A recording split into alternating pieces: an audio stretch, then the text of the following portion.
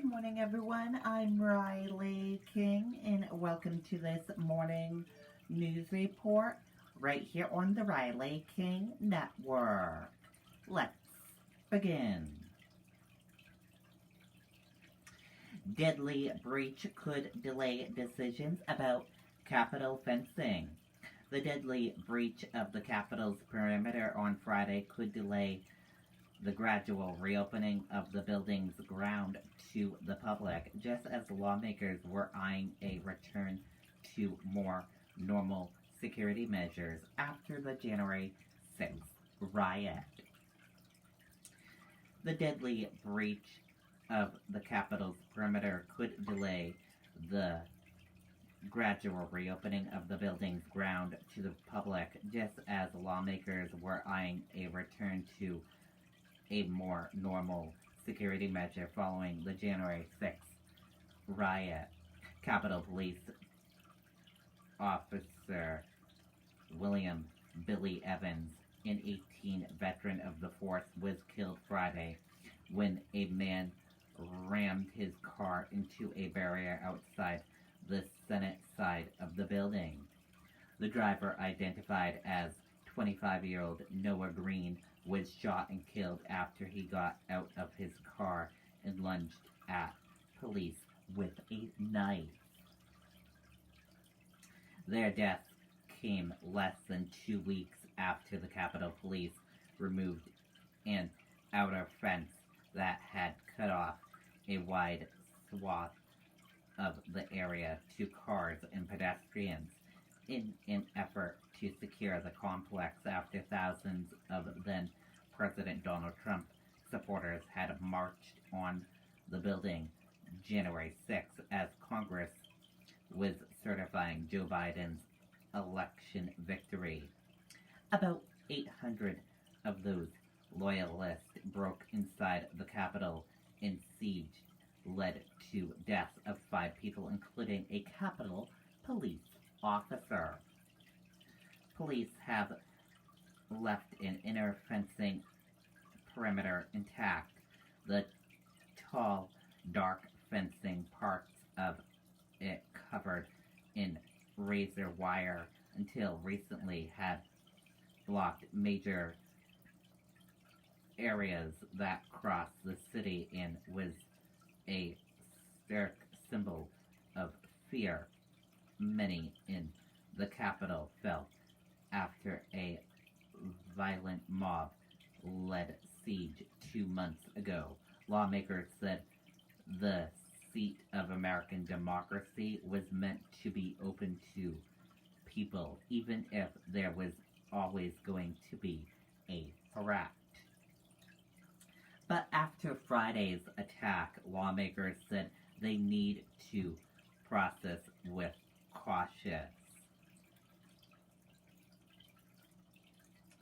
Ryan stressed that no decision has made and that lawmakers would be reviewing everything. His comment and others are looking at not only the fence but at the staffing, structure, and intelligence capability of the Capitol Police.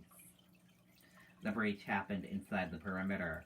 The driver slipped through a gate that had opened to allow traffic in and out of the Capitol and rammed a barrier that had protected the building long before January 6th. There was no evidence that Green's actions were in any way related to the insurrection. Still, it was a reminder that there is always a target on one of the country's most visible public buildings, especially after the public attention over the border security failure 3 months ago. As lawmakers who represent the suburb of Washington, Waxton said she wants to see Capitol open again to visitors. While the indoor parts of the building have been closed for the last year because of coronavirus pandemic, the plaza, roads, and sidewalks that surround the Capitol were only closed after the riot, keeping the public completely away from the area. While lawmakers were initially supportive of the fencing to secure the area and thousands of National Guard troops sent to the capital to back up the overwhelmed police force, they soon said they were ready for a drawdown. Missouri Senator Roy Blunt, the top Republican in Senate Rules and Administration Committee, said the fencing should come down because the next security problem is highly unlikely to be a carbon copy of last problem. Republican Carlos Gimzo of Florida told Fox News he believes Democrats were keeping the fence up for a political reason. But abandon of the fence is a rare issue on which two parties can agree. Security officials, though, say the capital cannot return to what had been status quo. In February, acting police chief told lawmakers that the capital's security infrastructure must change. As security review requested by House Speaker Nancy Pelosi, a Democrat from California, in the aftermath of the riot, and conducted by a task force, recommended evaluating replacing the barrier with a mobile fencing and an integrated retachable fencing system that could be used as needed.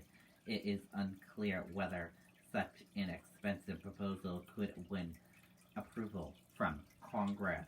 Ryan said his committee was doing extensive research and had a recent call with Israel security officials to learn how they keep their government secure. And that does it for this news report right here on the Riley King Network. Thank you for watching. Have a great rest of your day, and see you back here later on for another news report. Goodbye, everyone.